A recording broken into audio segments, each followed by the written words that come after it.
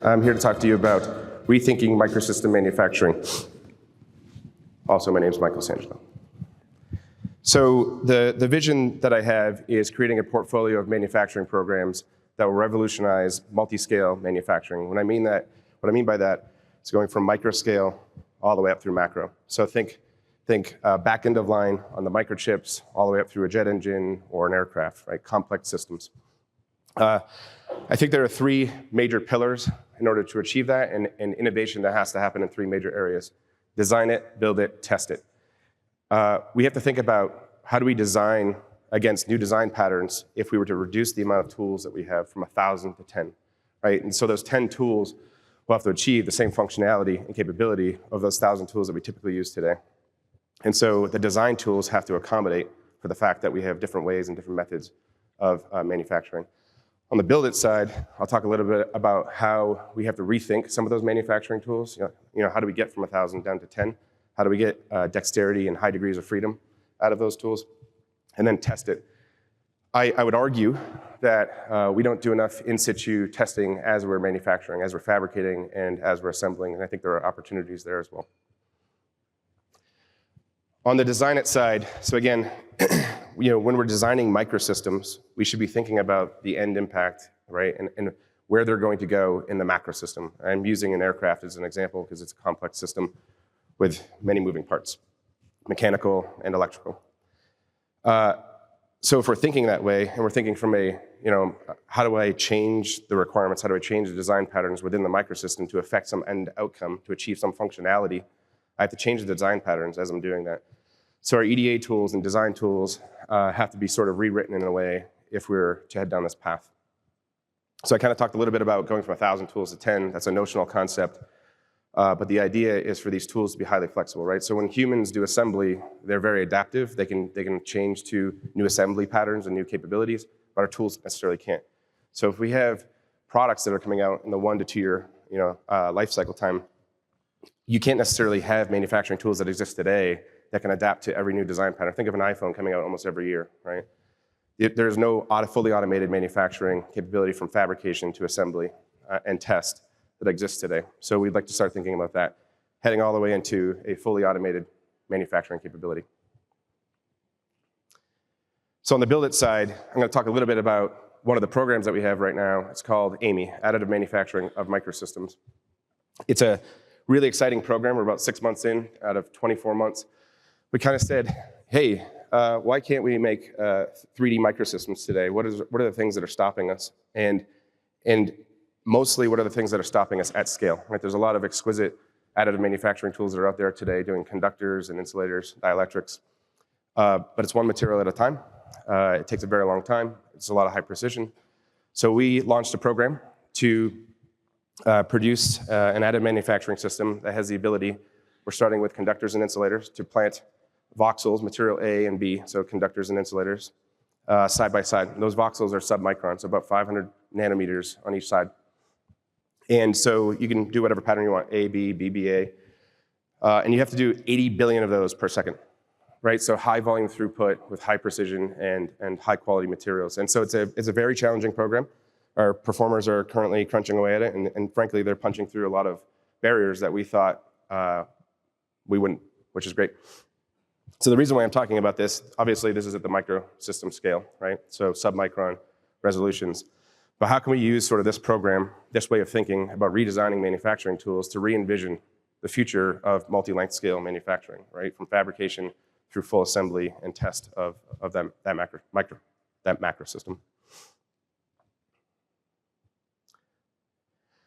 On the test it side, I think there's an interesting opportunity here. I personally don't think we do enough testing in situ as something is being fabricated. So I'm using the additive manufacturing example here, where imagine that you're slowly building up and depositing material over time. Well, as you're depositing that material, there's opportunity to test. We have a lot of exquisite test tools today that you could potentially employ during that fabrication process. As you're testing, you might detect a defect. You might detect some sort of anomaly that you could identify as an opportunity. And the idea of swinging back to the design space is, could you generatively design an update to that design so that you could correct for a defect? so that you could take advantage of an opportunity and create new functionality, and in a way such that, I imagine like as a human, right? I've taken apart my iPhone when my screen breaks, and as I'm working through that and slowly peeling the screen off, that adhesive is coming off. And so the test part a little bit is that feedback that I get, and my vision and listening to cracks and sounds.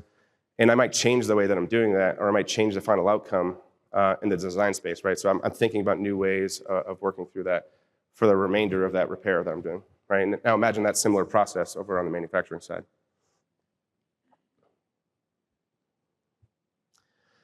So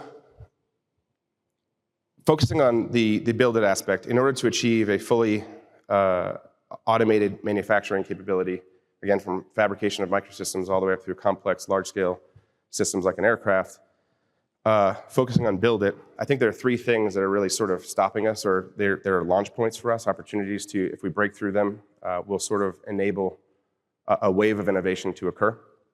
On the actuator side, you've got robotic arms in car manufacturing plants. They've got a lot of strength and durability, but not necessarily dexterity, because they're not designed to do that. They can do a million movements back and forth in the same direction. You have other things where it has strength and dexterity, or dexterity and durability, but seemingly we can't achieve today that trifecta of achieving all three of those. So thinking about enhanced actuators that have the ability to do millions of movements with high degrees of freedom, high strength, and long lifetimes. Moving to multimodal sensing, so I kind of use that example of picking apart an iPhone. As I'm picking apart that iPhone, I can hear the cracks, right? Those cracks are signs to me that I'm either applying too much pressure, or maybe I need to heat it up to get some of that adhesive warmed up to give way a little bit. A little bit of that is using haptics, it's using acoustics, it's also using vision as I'm working through this. So our robotic arms today, they have PID feedback loops where they know where they are. But if you're using vision as well, you might find an opportunity as a new approach angle to get in and achieve the same capability that you were trying to achieve from a goal perspective. And so that using your vision to identify opportunities for new entry points is feeding into a wisdom loop, right, in prior experience. So I know from prior experience taking apart iPhones, I've cracked the screen and other things, and I had to throw the phone away, right, darn.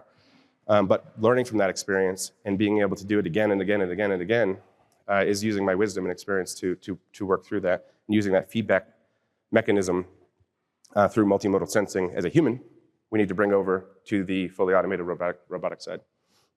And then finally, working our way into compute architecture. So we have generalized compute architecture today. You've got to program a lot. You kind of have to tell these robotic systems generally what to do. And you run it, you figure out what works and what doesn't, and you make some edits and you make some tweaks, and you keep doing that over and over again, because you're trying to make it sure it's a high quality output, right? And that you get high yield. But in the future, if we go from 1,000 tools down to 10, right, some of these robotic tools, automated tools, will have to figure some of those things out on their own. And so we won't be able to hand jam in all the code and all the capabilities, all the if-then loops. So what I would argue is maybe we need to start thinking about compute architecture that's specifically dedicated to fully automated manufacturing, right? So new memory architectures that allow for contextual awareness and decision-making, which feeds back into supporting that wisdom aspect that I was talking about, that ties in with the sensor feedback from haptics and vision and acoustics. And in addition, helping to support new decision-making. So I argue that we aren't necessarily making microsystems today, or compute architectures that are dedicated specifically to fully automated robotics manufacturing. Today, I'm hoping to inspire new thinking in that way. The reason why I think Spark Tank is pretty cool from a personal perspective is that when I was out on the road talking to folks about Amy and this crazy idea of this high volumetric throughput with multi-material simultaneous deposition, I got laughed out of a few universities. And I kind of said, like, oh, maybe I'm off here. But if there's one thing that drives me, it's being told no, or that's crazy, right? And that's kind of why we're here. And in some way, traditionally, from my experience in prior life in DoD industry, there's a bit of DoD think, right? And there's a bit of group think. And so the reason why I think Spark Tank's really special is that we're sort of tapping into additional resources in the industry. I'm asking you guys to think differently. I'm asking you to figure out how to go from 1,000 tools to 10. I think it's going to require somebody outside of that groupthink loop to help us break through that barrier. And with that, I will get off stage. Thank you very much, everybody. Appreciate your time.